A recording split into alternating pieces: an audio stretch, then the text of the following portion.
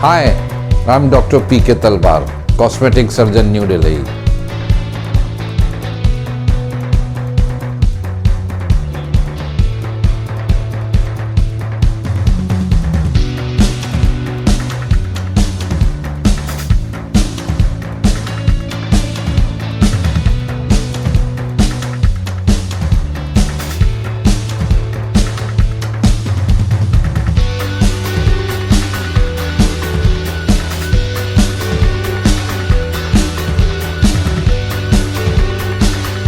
Hi, I'm Dr. P.K. Talwar, cosmetic surgeon, New Delhi, and I'm practicing cosmetic surgery for more than 30 years now.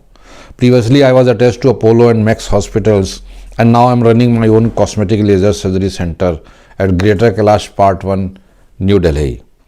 हमारे पास कई phone calls आते हैं और जिसमें phone पे ही ज़्यादातर पेशेंट, जिनमें लड़कियां ज़्यादा होती है, पूछती हैं कि डॉक्टर साहब क्या मैं लाइपोसक्शन करा सकती हूँ, क्या मैं लाइपोसक्शन के लिए फिट हूँ, मुझे कैसे पता चलेगा। क्योंकि कई बार पेशेंट को प्रॉब्लम होती है कि पेशेंट दूसरे शहरों से आते हैं हमारे पास कराने, तो उनको लगता है वो यहाँ आएँ और फिर हम उनको रिजेक्ट कर दें या कहें कि अभी आपका लाइपोसक्शन नहीं हो सकता, तो उसके बारे में कुछ जानकारी चाहती हैं। तो उसके बारे में हमें हर पेशेंट को एक्सप्लेन करें, इससे अच्छा मैंने सोचा कि छोटा सा वीडियो ही बना दें जिसमें हम आपको भी समझा सकें इस बारे में, और जो पेशेंट हैं वो भी आने से पहले अगर ये वीडियो देखते हैं तो उनको भी थोड़ी नॉलेज इस बारे में मिल जाएगी। तो देखिए, ऐसा है कि लाइपोसक्शन हम उन पेशेंट में करते हैं जिनमें जनरलाइज मोटापन ना हो। अगर आप जनरलाइज मोटापा आपके पास है तो लाइपोसक्शन के लिए आप आइडियल कैंडिडेट नहीं हैं, क्योंकि हमें फैट हम पूरे बॉडी से इस एक तरह से नहीं निकाल सकते हैं।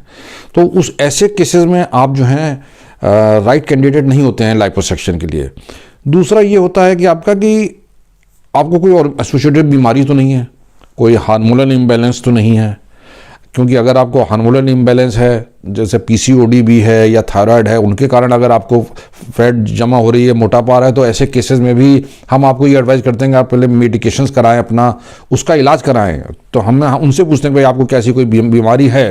कईयों को तो पता ही नहीं होता है, तो हम उसको बोलते हैं कि आप अपने फिजिशियन से चेकअप कराइए और देखिए आपको कोई ऐसी बीमारी तो नहीं जिसके कारण आपको ये चर्बी जमा हो रही है, आपको जनरलाइज मोटापा हो रहा है, क्योंकि ऐसे केस में आप पहले ही जो है हम आपको उनको रिजेक्ट कर देते हैं पेशेंट को।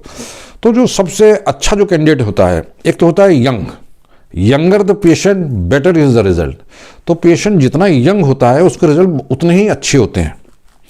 उसका क्या कारण है? सिंपल कारण है। देखिए, अगर आप जैसे कोई लड़की प्रेग्नेंट होती है तो उसकी स्किन एक्सपैंड होती है, फैलती है। प्रेगनेंसी के बाद उसकी स्किन श्रिंक करती है। तो स्किन में दोनों क्वालिटीज़ होती हैं, एक्सपेंशन भी और कॉन्ट्रैक्शन भी। अगर लड़की यंग है तो उसकी स्किन बहुत अच्छी तरह से श्रिंक करेगी और उसको रिजल्ट ज़्यादा अच्छा मिलेगा। तो इसलिए हम कहते हैं कि younger the patient better is the result. तो 18-19 साल की लड़की में सबसे अच्छा रिजल्ट मिलेगा आपको, और ये आप कह सकते हैं 40, 45, 50 साल तक अगर पेशेंट ने अच्छा मेंटेन किया, उसकी कॉन्ट्रैक्टिबिलिटी स्किन अच्छी है, तो हम उसको भी अच्छा रिजल्ट दे सकते हैं। तो वो भी एक आइडियल कैंडिडेट हमारे लिए होती है। तो अच्छा, नेक्स्ट जो होता है, हम ये उनसे पूछते हैं कि आपकी स्किन लटकी हुई तो नहीं है। अगर आपकी स्किन एक लेवल से ज़्यादा लटक गई है तो उसको किसी दवाई से आप श्रिंक नहीं कर सकते हैं। ऐसा कोई भी तरीका नहीं है जिससे कि स्किन को श्रिंक किया जा सके। हालांकि हमारे कॉस्मेटिक सर्जरी कुछ मशीनें, लेज़र वगैरह आती है जिससे कहते हैं कि स्किन श्रिंक करती है। So that is not as much as जितना हम चाहते हैं कि लाइपोसक्शन के बाद श्रिंक करें। तो अगर आपकी स्किन लटक गई है ज़्यादा, तो ऐसे केस में आपको लाइपोसक्शन आइडियल नहीं हो सकता। ऐसे केस में हमें भी टमी टक करना पड़ता है, जिसमें कि लाइपोसक्शन के अलावा हमें स्किन को भी काटना पड़ता है।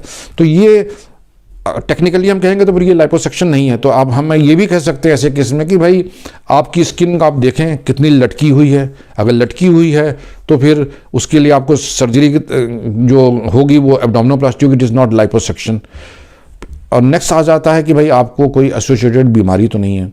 अगर आप मेडिकली फिट नहीं हैं, किसी बीमारी के कारण आपको एनेस्थीसिया में रिस्क हो सकती है, तो ऐसे केसेस में हम उसको अवॉइड करते हैं। पेशेंट को बोलते हैं कि भाई आप जो हैं सर्जरी के लिए फिट नहीं है या आपको सर्जरी एडवाइजेबल नहीं है। इसके अलावा जो जनरल चीज़ें होती हैं, अगर आप ब्लड थिनर्स पे हैं या आप स्मोकिंग वगैरह करते हो तो हम कहते हैं भाई आप उन आदतों को पहले छोड़िए, स्मोकिंग की आदत को छोड़िए, या ब्लड थिकनेस को आप हफ्ता 10 दिन पहले डिसकंटिन्यू कीजिए, तब आप सर्जरी के लिए आए। तो ये कुछ बेसिक चीज़ें होती हैं जो कि they are not very complicated.